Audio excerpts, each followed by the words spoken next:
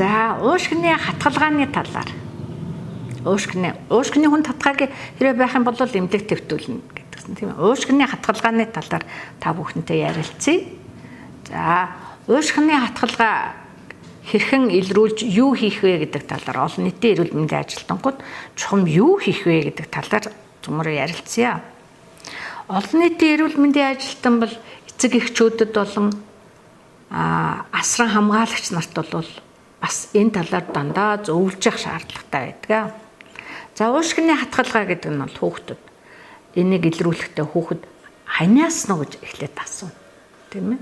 Аюултай ямар ч өвчний үед бол аюултай ерөнхий шинжийг 3 зүйлийг асуун, 2 зүйлийг ажиглана.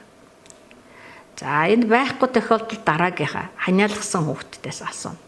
Хэр удаан ханиасан бэ гэдгийг асууна. Ээж нь заавал ажигласан байх хэрэгтэй. Хизээнээс ханиасан гэдгийг асууна. За ингэж асуусныхаа дараа хүүхдэд ханиалгасан энэ хүүхдтэй бол 1 минутанд амьсгалыг тоолно. За энэ амьсгалыг тоолно гэдэг маань хамгийн гол анхаарах юм бол хүүхэд тайван байх хэрэгтэй. 2 зүйлийг анхаарна. Хүүхдийг уйлж яхад нь тоолж болохгүй. Уйлсан хүүхдийн амьсгал угаасаа олширдаг. Хоёрдугаарт нь мэм өгч байгаа тохиолдолд хүүхдийн амьсгалыг тоолж болохгүй. Тэгэхээр бид бүхэнд маш их олон хүүхдийн амьсгалыг тоолох тийм дадлаг хэрэгтэй болно. Та бүхэн их ажиглалтаа их сайн хийх хэрэгтэй. Бүтэн 1 минутанд хэдэн удаа амьсгалж гинэ гэдгийг тоолно. За амьсгалыг тоолохоос гадна цээж хонхолцохыг бид нар ажиглана. За цээж хонхолцох гэдэг маань тодорхойлт нь бол амьсгал авах үед цээжний доод хэсэг дотгошоо татагдахыг цээж хонхолцох гэж нэрлэж байна. За дараа нь бол амьсгалахад ямар нэгэн саад байна уугүй юу? Авахд саадтай байна уу? Гаргахад саадтай байна. Ханиалгасан хүүхэд болгонд энийг бол чагнаж ажиглана. Нөгөө чихээрээ чагнаад тийм ээ. Тэгээд нүдэрээ амьсгал авахт нь байна уу? Ямар нэгэн чимээ сонсогдож гин үгүй юу гэдгийг бол.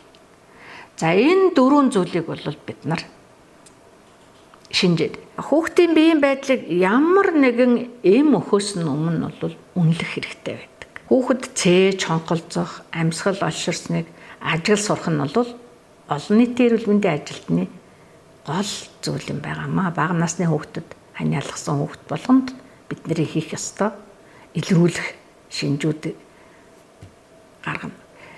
За хэрвээ хүүхд чинь ханиагаад байвал ямар нэгэн дур мэдэж эм уулахгүйгээр надад мэдэгдэрээ, өрхөхийн эмчид мэдэгдэрээ гэдгийг байнгын эцэг эхчүүд асран хамгаалагч нарт зөвлөж явах хэрэгтэй. Та бүхэн бол алслагдсан хэсэгт хамгийн ойр тийм ээ эмчийн ачаалал их байгаа, өвчлөл их байгаа тохиолдолд эмчээс төрүүлж очиж тусламж үзүүлэх хүмүүс учраас энийг дандаа эцэг эхчүүдэд бол сануулж авах хэрэгтэй.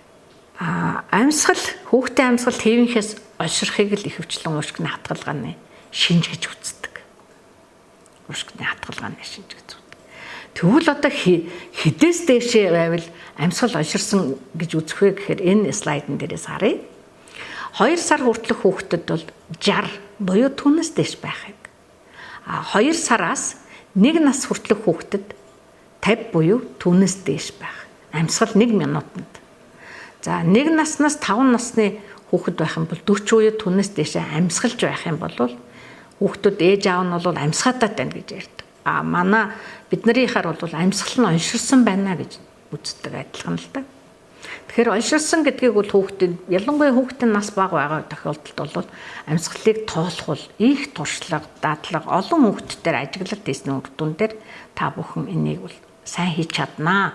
Энэ бол энгийн хүмүүсийн хийж чадах юм. Тэгэхээр амьсгалын хамгийн олширх босго гэдэг маань бол энэ байх нь шүү дээ. 60, 50, 40. Уушгины хатгалгааны шинж илэрсэн тохиолдолд одоо бид нар яах вэ гэж эмчтэй мэдэгдэн хамгийн нэгдүгээрт энэ хүүхдийн амьсгалыг би төдөө удаа амьсгалын тооллоо. Төд байна эмч. Би амьсгалыг олширсан гэж үзэж байна. Гэт би ийм арга хэмжээ авах гэж эмнэлгийн эрүүл мэндийн ажилтнанд холбоо барихтай мэдээлэл хийн. Хүүхдтэй шахмал бол амоксициллины шахмлыг бол уулгахыг зөвлөнө. Тэгэхээр 2 сараас 1 нас хүртэлх хүүхдэд бол хоногт 2 удаа уулгана. 1 удаа уулгахтаа бол 1 ширхгийг уулгана. За энэ слайдн дээр харагдаж байна та бүхэн нар сараар тодорхойлсон.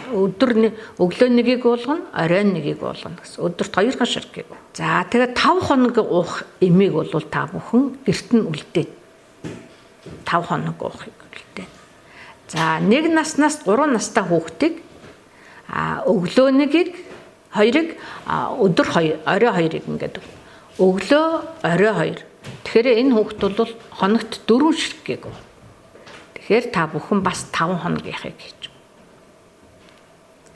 За 3 наснаас 5 насны хүүхдэд бол 1 удаа өгөх нь нөгөө бидний түрүүний үзсэн хичээлүүдээс санаараа та бүхэн яг энэ слайднаас хараарай. 1 удаа уух тун нь бол 3 шахмал. 3 ширхгийг бол усан тусгаад уулгах нь шүү дээ. За мөн 5 хоног уулгана. Энэ хоорондоо бол эмчид очиж үзүүлээрэй гэд та бүхэн. Тэгэхээр энэ хүүхэд 3 наснаас 5 настай хүүхэд бол хоногт 6 ширхгийг уулгана. 5 хоног ууна гэдэг маань 5 6 30 ширхгийг өгөх нь та бүхэн. За 1 наснаас 3 настай хүүхэд хоногт 4-ийг ууна. 5 хоног уухын тулд 4 5 20 ширхгийг уулгана. Үлдээх нь шүү дээ. За 2 сараас 1 насны хүүхдийг бол хоногт 2 ширхгийг уун 5 хоног гэдэг чинь 10 ширхгийг. Тэгээд эмчтэйгээ холбоо барина, эмчид үзүүлэхийг зөвлөнө.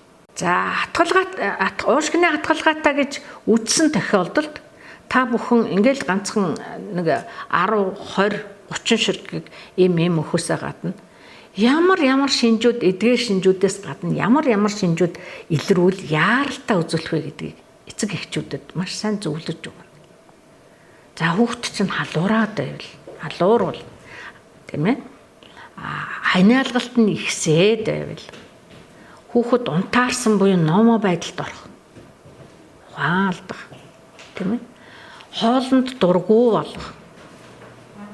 Өөр ухаангүй болох. Ийм шинжүүд ирвэл маш яралтай иргэд эмчид үзүүлээрэй гэж хэлнэ.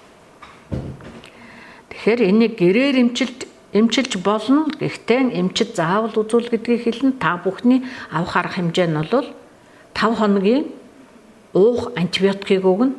Тэгэхэд дээр нэмээд асаргааны талаар уушгины хатгалгааг антибиотикоор эмчлэхээсээ гадна асаргаа гэдэг бол маш их чухал гэдгийг. Асаргаан дотор хүүхдэд яаж шингэн өгөх үү? Хүүхдэд яаж хоол өгөх үү? Хоолны дуршлыг яаж сайжруулах уу? Тийм ээ? Бусад шинж тэмдгүүдийг одоо тэр хизээ яралтай эргэж үзүүлэх үү гэдэг энэ слайдн дээр харуулж байгаа энэ юунуудаас бол шинжүүдээс бол яаж энэ шинжүүдийг ажиглах уу?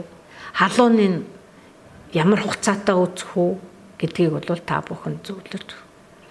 Тэгэхээр уушгины хатгалгааг цаг алдалгүй энэ илэрсэн шинжүүдийг ийм шинжүүд илэрлээ гэдгийг эмчтэй мэдээлээд энэ эмчилгээг урдан эхлэхгүй бол хүүхдийн уушгины хатгалгаа хүндэрдэг.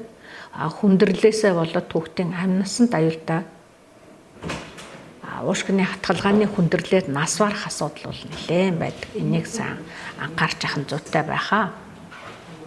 За тэгэхээр би та бүхэнд видео бичлэгээр амьсгал олширсан чонголцож байгаа шинж тэмдгүүдийг видео бичлэгээр үзүүлнэ. Тэгээд энийг бол давтан ер нь л ханиалгасан хүүхэд болгонд үзнэ гэдгийг л санаж яах нь зүйтэй байхаа. Тэгэхээр уушгины хатгалгаа